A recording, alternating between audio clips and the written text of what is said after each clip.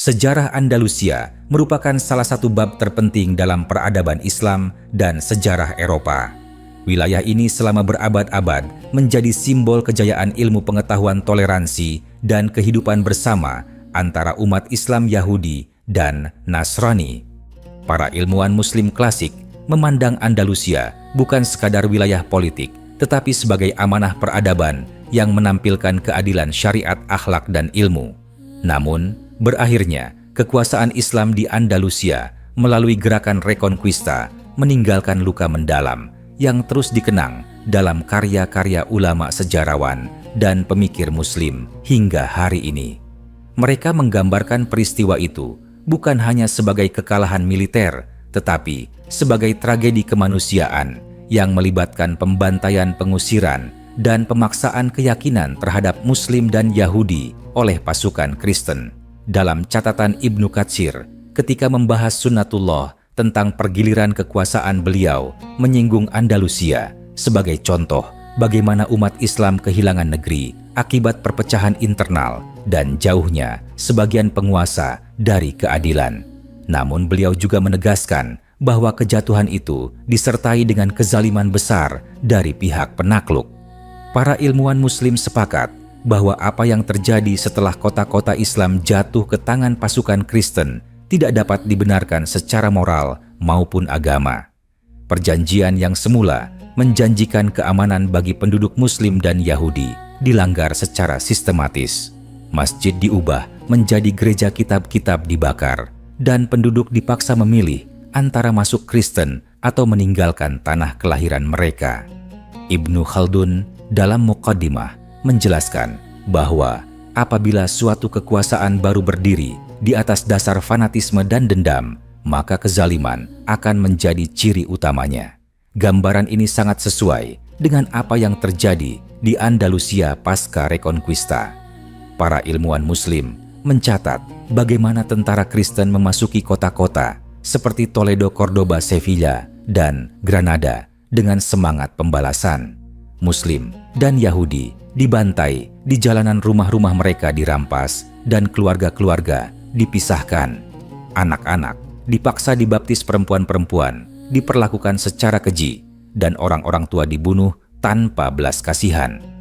Al-Maqqari, seorang sejarawan besar Islam yang menulis tentang Andalusia dalam Naf al-Tib, menuturkan dengan penuh kesedihan bagaimana masjid-masjid yang dahulu dipenuhi zikir dan ilmu berubah menjadi tempat ibadah Kristen. Beliau mengutip banyak kesaksian tentang pembakaran Al-Quran dan kitab-kitab ilmu yang selama berabad-abad menjadi rujukan dunia. Menurutnya, kehancuran Andalusia adalah kehancuran ilmu dan akhlak sekaligus. Ia menekankan bahwa pembantaian terhadap Yahudi juga merupakan bukti bahwa Reconquista bukan sekadar konflik politik, tetapi gerakan religius yang dilandasi kebencian terhadap semua yang tidak seiman. Para ilmuwan Muslim juga menyoroti nasib kaum Yahudi yang sebelumnya hidup aman di bawah pemerintahan Islam. Dalam pandangan mereka, Andalusia Islam memberikan perlindungan kepada ahlul kitab sesuai prinsip syariat. Ketika pasukan Kristen menang, kaum Yahudi mengalami pengusiran massal dan pembunuhan. Banyak yang terpaksa meninggalkan Spanyol menuju Afrika Utara dan wilayah Utsmani. Fakta ini sering dijadikan hujah oleh ilmuwan Muslim untuk membantah narasi bahwa Islam menindas minoritas. Justru dalam sejarah Andalusia, Islamlah yang melindungi, sedangkan kekuasaan Kristen melakukan pembersihan agama secara brutal. Imam As-Suyuti ketika menyinggung tragedi umat Islam di Barat Islam menyebut Andalusia sebagai pelajaran besar tentang akibat meninggalkan persatuan dan keadilan. Namun beliau juga menegaskan bahwa kezaliman tidak akan pernah kekal dan akan menjadi saksi di hadapan Allah pada hari perhitungan. Menurut pandangan beliau, darah Muslim dan Yahudi yang tertumpah di Andalusia adalah kezaliman nyata yang akan dimintai pertanggungjawaban. Dalam tradisi keilmuan Islam, penderitaan orang-orang tertindas selalu dihubungkan dengan janji Allah tentang keadilan akhir. Narasi para ilmuwan Muslim tidak berhenti pada kisah kekerasan, tetapi juga pada dampak psikologis dan spiritual yang berkepanjangan. Andalusia menjadi simbol kerinduan dan duka dalam sastra Islam. Banyak ulama dan penyair menulis ratapan tentang negeri yang dahulu bercahaya, kemudian tenggelam dalam darah dan api. Mereka melihat Reconquista sebagai contoh bagaimana kebencian agama yang dilepaskan tanpa kendali melahirkan kehancuran massal. Ini bukan hanya kehancuran fisik, tetapi juga penghancuran ingatan identitas dan iman. Dalam perspektif ilmuwan Muslim, tragedi Andalusia juga menjadi bantahan terhadap klaim bahwa penaklukan Kristen membawa peradaban dan kemajuan. Mereka menunjukkan bahwa setelah Reconquista justru terjadi kemunduran ilmu dan ekonomi di banyak wilayah. Kota-kota yang sebelumnya menjadi pusat ilmu kehilangan ruhnya karena para ulama ilmuwan Muslim dan Yahudi diusir atau dibunuh. Peradaban yang dibangun selama berabad-abad runtuh dalam waktu singkat akibat fanatisme dan kekerasan. Para ilmuwan Muslim menegaskan bahwa mengingat Reconquista bukan untuk menyalakan dendam, tetapi untuk menegakkan kebenaran sejarah. Mereka ingin dunia mengetahui bahwa di balik kemenangan politik terdapat genosida dan pemaksaan agama. Mereka juga menekankan bahwa Islam tidak mengajarkan pembalasan serupa. Dalam banyak karya disebutkan bahwa Rasul Islam melarang pembunuhan terhadap non-kombatan dan melarang perusakan rumah ibadah. Kontras inilah yang menurut para ilmuwan Muslim harus dipahami secara jujur oleh umat manusia. Tragedi pembantaian Muslim dan Yahudi di Andalusia menurut para ilmuwan Muslim adalah cermin dari bahaya jika kekuasaan disatukan dengan kebencian teologis. Andalusia menjadi saksi bahwa ketika keadilan digantikan oleh balas dendam, maka yang lahir adalah kehancuran. Kisah ini terus dihidupkan dalam literatur Islam sebagai peringatan dan sebagai doa agar umat manusia tidak mengulangi kezaliman yang sama dimanapun dan kapanpun. Dalam penjelasan para ilmuwan Muslim, tragedi di Andalusia tidak berhenti pada jatuhnya kota dan terbunuhnya penduduk, tetapi berlanjut dalam bentuk penindasan yang lebih halus dan berkepanjangan. Mereka menggambarkan fase ketika umat Islam yang tersisa dipaksa hidup sebagai pemeluk agama yang diawasi setiap geraknya. Ibadah dilakukan secara sembunyi bahasa Arab dilarang, dan nama-nama Islam dihapus dari ruang publik. Para ulama melihat fase ini sebagai bentuk penyiksaan batin yang lebih berat daripada peperangan terbuka, karena iman ditekan secara perlahan hingga hilang. Al-Qadhi Abu Bakr Ibn Al-Arabi menyinggung dalam tulisannya tentang kaum Muslim yang dipaksa berpura-pura memeluk agama Kristen demi bertahan hidup. Menurutnya, ini merupakan ujian besar yang mengguncang keimanan dan merusak tatanan keluarga. Anak-anak dibesarkan dengan ajaran yang bertentangan dengan keyakinan orang tuanya, sementara para orang tua hidup dalam ketakutan yang terus-menerus. Para ilmuwan Muslim menilai keadaan ini sebagai salah satu bentuk kezaliman paling kejam karena merampas kebebasan hati dan keyakinan. Dalam literatur Islam klasik juga disebutkan bagaimana lembaga pengadilan agama Kristen diberlakukan secara keras terhadap siapapun yang dicurigai masih memegang ajaran Islam atau Yahudi. Kesaksian anonim dan tuduhan palsu seringkali cukup untuk menjatuhkan hukuman berat. Para ilmuwan Muslim memandang praktik ini sebagai penghancuran prinsip keadilan yang seharusnya dijunjung oleh agama apapun. Mereka mencatat bahwa banyak korban dihukum mati hanya karena menyimpan kitab lama atau melafalkan doa yang berbeda. Aspek lain yang disorot oleh para ilmuwan Muslim adalah perampasan warisan budaya. Andalusia sebelumnya dikenal sebagai pusat seni, arsitektur, sastra, dan ilmu. Setelah Reconquista, banyak bangunan dihancurkan atau diubah fungsinya tanpa menghormati nilai sejarahnya. Para ilmuwan Muslim melihat ini sebagai upaya menghapus jejak peradaban Islam dari ingatan kolektif. Menurut mereka, tindakan ini bukan sekadar perubahan kekuasaan, tetapi pemusnahan identitas secara sistematis. Para ulama juga menaruh perhatian besar pada penderitaan kaum perempuan. Dalam banyak catatan, disebutkan bahwa perempuan Muslim dan Yahudi menjadi korban kekerasan pemaksaan dan pernikahan paksa. Kehormatan mereka diinjak sebagai bagian dari strategi penaklukan. Para ilmuwan Muslim menegaskan bahwa perlakuan seperti ini bertentangan dengan nilai kemanusiaan universal dan menjadi bukti bahwa semangat rekonquista telah keluar dari batas moral. Tragedi ini juga menghasilkan gelombang hijrah besar-besaran. Para ilmuwan Muslim mencatat bagaimana para pengungsi dari Andalusia membawa luka mendalam ke wilayah Afrika Utara, Mesir, dan negeri-negeri Islam lainnya. Mereka datang dengan kenangan tentang rumah yang dirampas dan keluarga yang hilang. Dalam pandangan ilmuwan Muslim, hijrah ini menjadi bukti nyata solidaritas umat Islam yang berusaha menampung dan melindungi saudara-saudara mereka yang terusir. Kesultanan Utsmani sering disebut dalam karya ilmuwan Muslim sebagai salah satu pihak yang membuka pintu bagi korban pengusiran. Mereka menilai langkah ini sebagai cerminan ajaran Islam tentang perlindungan terhadap orang tertindas tanpa memandang latar belakang. Kaum Yahudi Andalusia yang melarikan diri ke wilayah Islam kembali menemukan keamanan yang sebelumnya mereka rasakan di bawah pemerintahan Islam di Andalusia. Fakta ini terus diulang oleh para ilmuwan Muslim sebagai pelajaran sejarah yang penting. Dalam pandangan para pemikir Islam, tragedi Andalusia juga menjadi refleksi tentang tanggung jawab umat Islam terhadap persatuan dan keadilan. Mereka tidak menutup mata terhadap kesalahan internal yang melemahkan kekuatan Islam sebelum kejatuhan. Namun, mereka menegaskan bahwa kelemahan tidak pernah membenarkan pembantaian dan penindasan.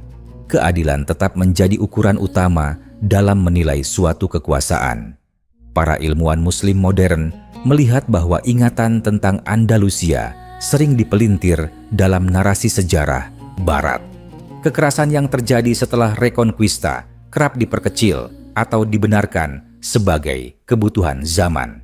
Menurut mereka, pelurusan sejarah adalah bagian dari amanah ilmiah dan moral. Mengungkap penderitaan Muslim dan Yahudi bukan untuk menciptakan permusuhan baru, tetapi untuk menghormati korban dan mencegah pengulangan kezaliman. Akhirnya, para ilmuwan Muslim menegaskan bahwa Andalusia bukan sekadar kisah masa lalu, tetapi cermin bagi masa kini. Ketika kebencian dijadikan dasar kebijakan, maka yang lahir adalah penderitaan massal.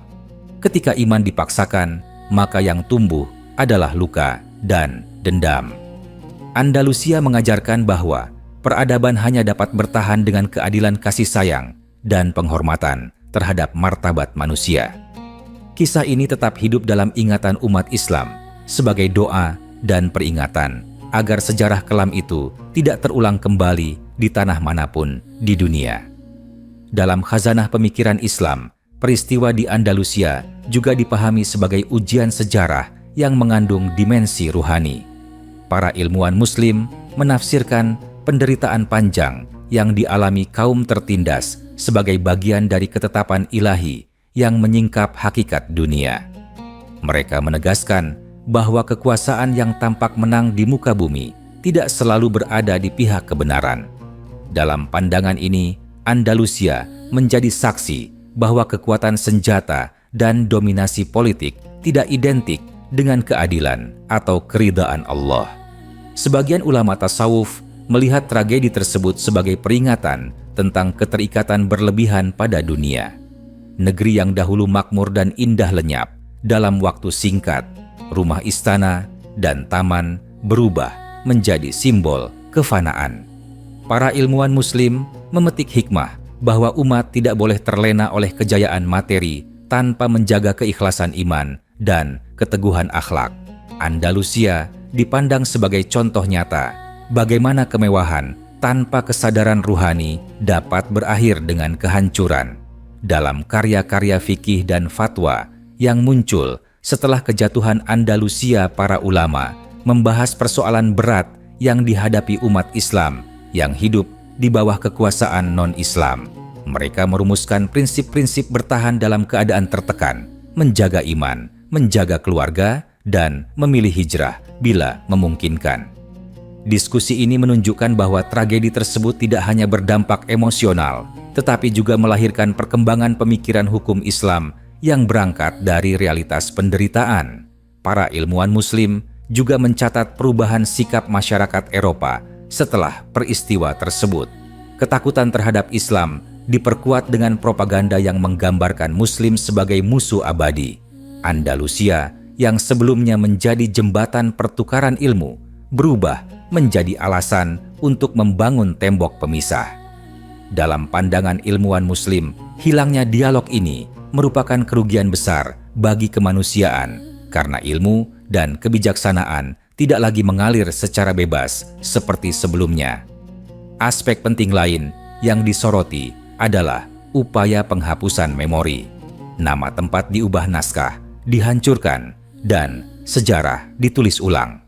Para ilmuwan Muslim menilai bahwa pengendalian narasi merupakan kelanjutan dari penaklukan fisik.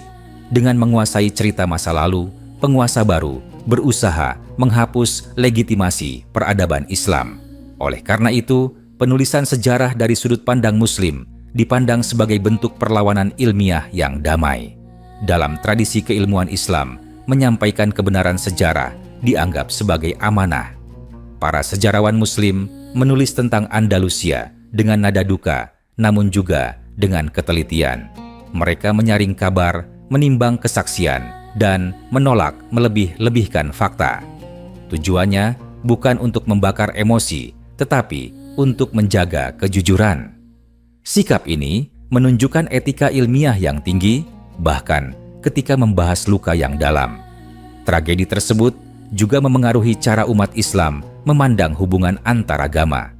Para ilmuwan Muslim menegaskan bahwa Islam tidak menolak hidup berdampingan, tetapi menolak pemaksaan keyakinan. Pengalaman pahit di Andalusia memperkuat keyakinan bahwa toleransi sejati hanya dapat bertahan bila didukung oleh keadilan dan saling menghormati. Ketika salah satu pihak menguasai dan memaksa, maka keharmonisan berubah menjadi penindasan. Dalam doa-doa dan nasihat para ulama Andalusia, sering disebut sebagai negeri yang hilang, namun tidak dilupakan. Mereka mengajarkan generasi setelahnya untuk mengambil ibrah, bukan sekadar nostalgia. Andalusia dipahami sebagai pelajaran tentang tanggung jawab, ilmu kekuatan iman, dan kewajiban membela yang tertindas. Ingatan ini hidup bukan dalam bentuk dendam, tetapi dalam kesadaran moral. Para ilmuwan Muslim menutup pembahasan mereka dengan harapan eskatologis. Mereka meyakini bahwa keadilan sejati akan ditegakkan di hadapan Allah.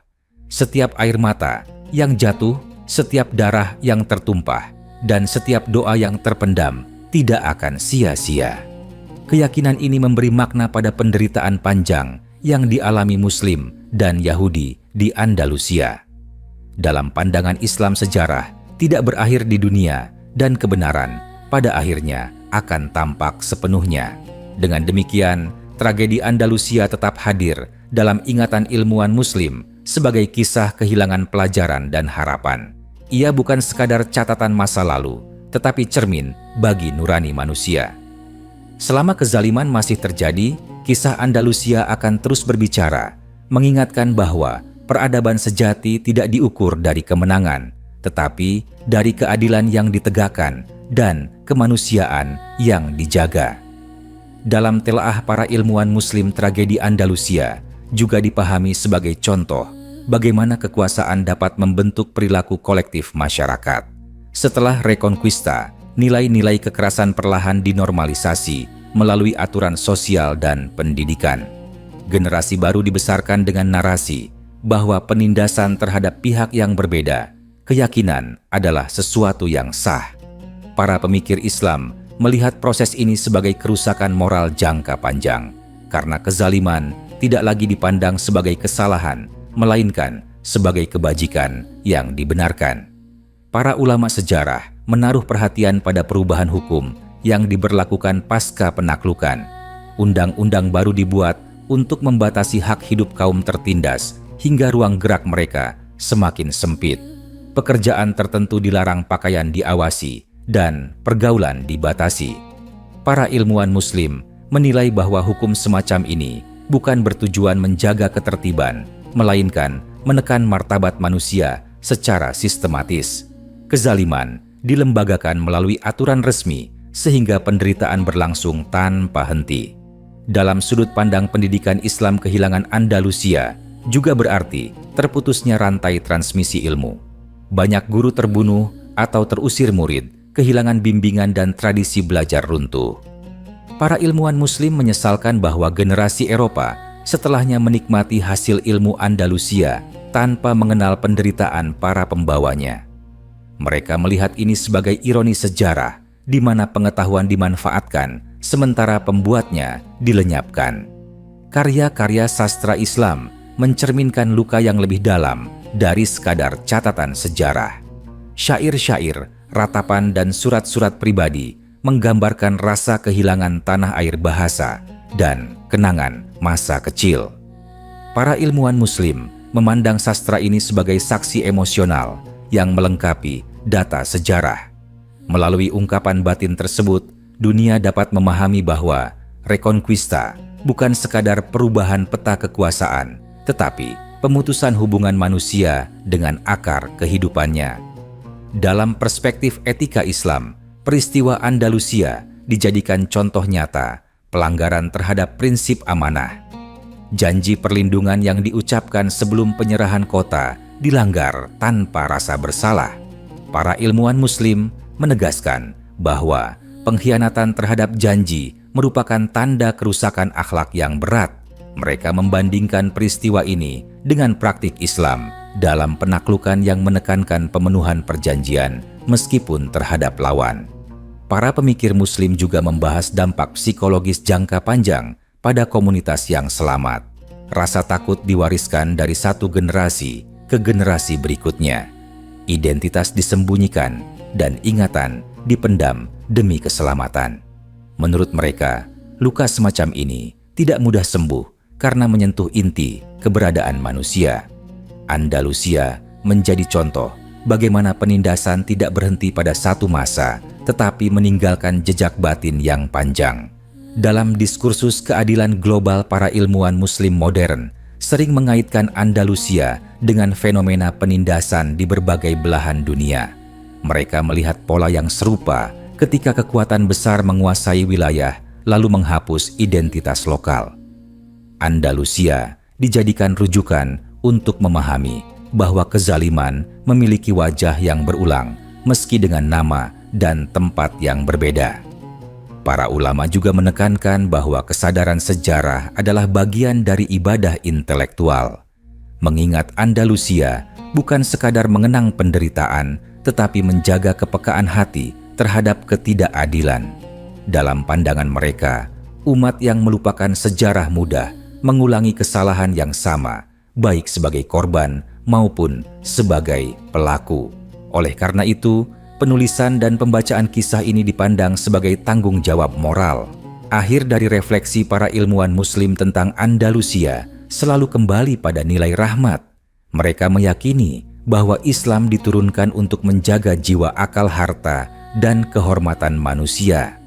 Tragedi yang terjadi menunjukkan apa yang terjadi ketika nilai tersebut ditinggalkan.